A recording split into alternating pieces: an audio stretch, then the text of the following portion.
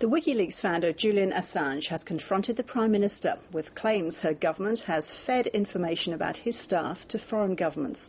Mr Assange made his allegation in a televised question to Julia Gillard on the ABC's Q&A programme. But the Prime Minister denies any knowledge of information sharing on the WikiLeaks group.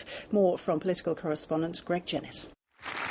She was the star of the show. To answer your questions tonight, the Prime Minister of Australia, Julia Gillard. But it was a star questioner who almost upstaged her. The next question is a video question, and it comes from Julian Assange. My question to you is this.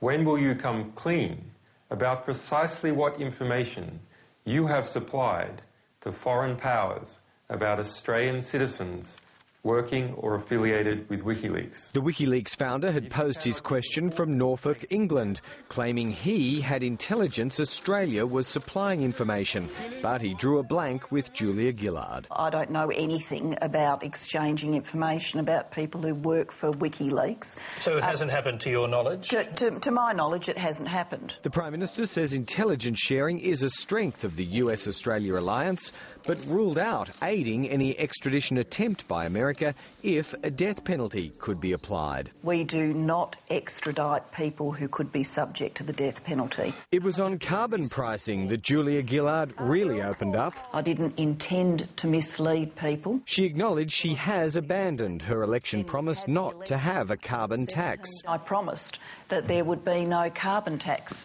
That's true, and I've walked away from that commitment, and I'm not going to try and pretend anything else. The Prime Minister says the election and the Parliament forced her change of heart.